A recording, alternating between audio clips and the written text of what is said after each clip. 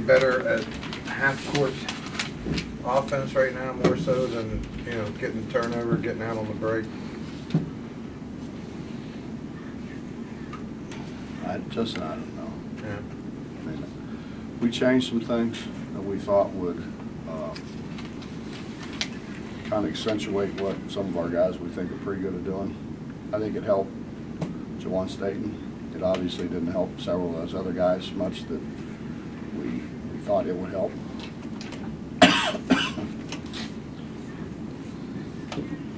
It's not on anyway.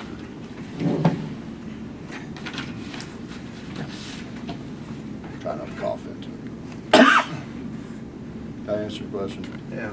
It just seemed like you guys were pretty good, though, in the half-court tonight. I mean, more so than, you know, at the beginning of the year.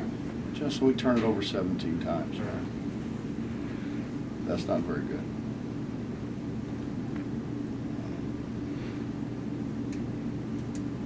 Bob, I think Radford only scored 4 baskets the last 9 minutes of the game. 1-3-1, fatigue, better defense. What was the change that you saw at the end of the game? I mean, really, you'd have to ask him. I thought we did until the end. I thought we did a pretty good job in 1-3-1. Thought we stayed in our lanes pretty well. And then at the end, we got our middle guy out guarding the wing, and which is what continues to happen to us. You know, we'll make pretty good drops, then we didn't make any drops. But I thought that was effective.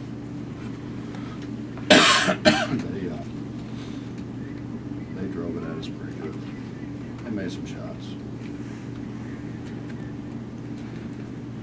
He's done a really good job with that team. Sorry. There are obviously reasons you don't like to use that for a full game, from the way it affects your rebounding and several other factors, but... No, I used it the whole game against Kentucky. I don't have a problem using it the whole game, but I don't think it's effective the whole game.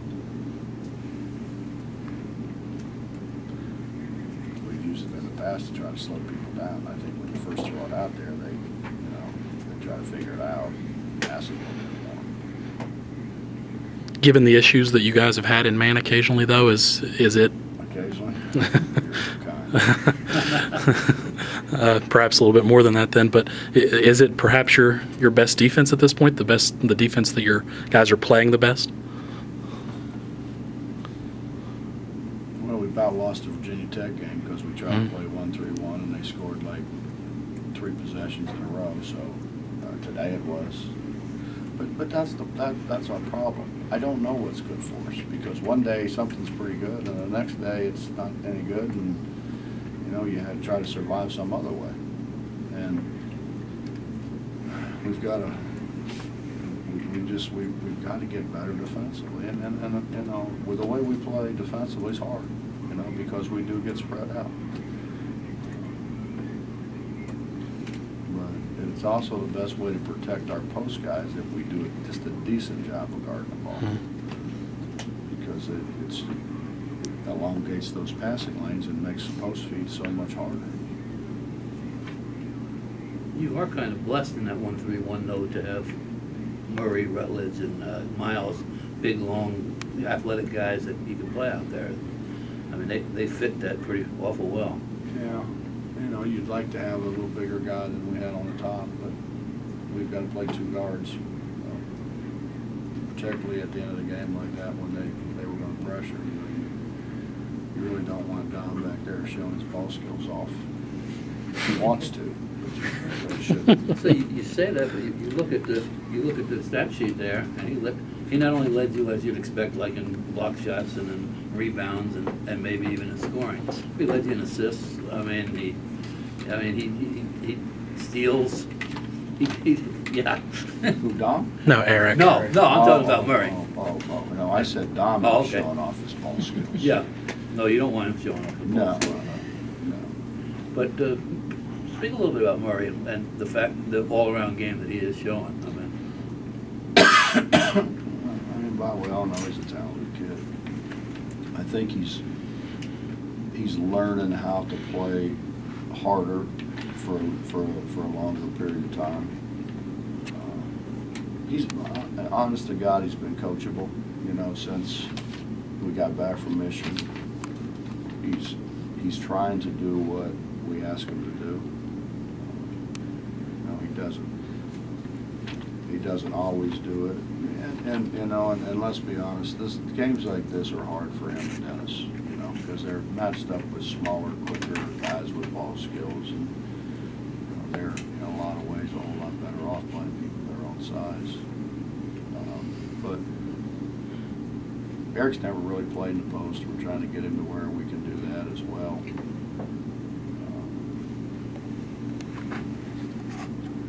And he does pass the ball pretty well. It's just what we suffer from, Bob, in all honesty, is you know, we're like a quarterback who makes the first look and that's it. You know, he's not very successful. He's really a bad quarterback. And we'll look at the first option. We won't look at 2, 3, and 4. And when we get to that's what, you know, Deshaun and those guys got so good at doing. We've got to, you know, I don't know, man. I feel like a guy running around sticking all my fingers and toes and everything else in the dam, you know. It's hard to fix everything at once. Time's going to take care of that, though, isn't it? Well, you would hope. And you can't rush it. No, well, you would hope so. Coach, when you was at Cincinnati, I'm not sure how the semester breaks work there, but did you ever have, you know, these lulls in the season where the attendance was probably not where you wanted? No, Justin, we pretty much averaged 13,176. But, you know, we have a metropolitan area of 1.8 million people too. So it makes a big difference. But a lot of people from across the river. Cincinnati people just got misguided and settled across the river. But no, we really did. I mean, we didn't have students, obviously, but we sold student tickets. Actually, the athletic department kind of liked it. They sold more money. No, we didn't have that with fans. Make this tough, this kind of stretch right here. I mean, you know going into the season it's probably going to happen, so you schedule differently during this time? I have a tendency to try to, you know, motivate the fans in years when I don't have to motivate my players so much, you know what I mean? Yeah, I'm a big believer in history, and, you know, you get too spread out, you get your ass beat. So I'm kind of trying to concentrate on what we're trying to do. About 7 or 8 minutes into the game, you had played 12 different players. Is part of that just reacting to the game, or is part of it, like you said, trying to fix all those different? Well, when you say get up the line, you know what I mean? So the ball's here, and you're there.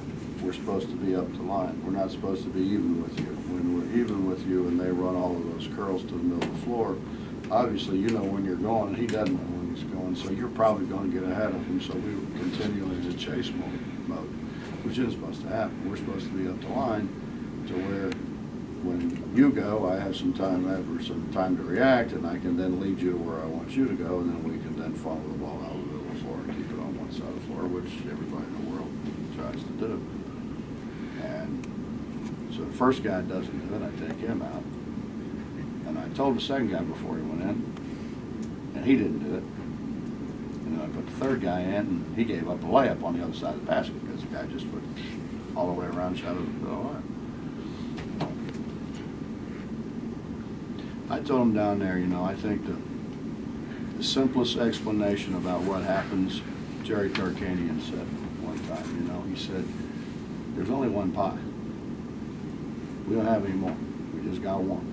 So that pie's playing time.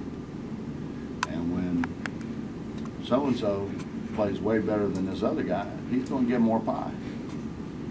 You know, now they can all get pie, but some guy may get a piece of pie just 30 times bigger than another guy because he earned it, you know. There's only so much pie, and you can only cut it up so many ways. And you know, and so I told you guys the other day. You know, my problem is I mean, I don't know who wants any pie. You'd think everybody wants a piece of pie, right?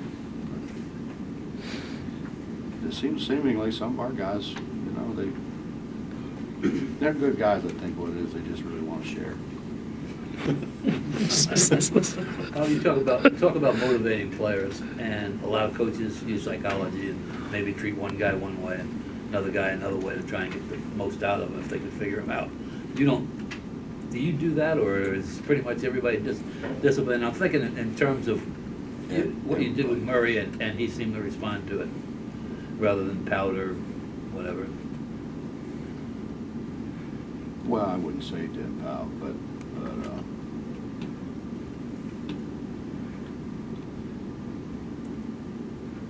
you know, Eric's situation was different than not just not playing hard. I mean, he said it in the paper today, I think. He showed up late. He's not going to show up late and play the next game. It wasn't a lot late. I mean, that's just a lack of respect for everybody involved. So, I mean, if I didn't take him on the trip for not playing hard, I'd have to play my managers. I'm not about to do that. Anything else? Might you have handled someone else differently Than Eric? than Eric in that I've never same had, situation? I can't ever remember anybody being dumb enough to show up late. That was the first. Oh, actually, Dom did it last year once.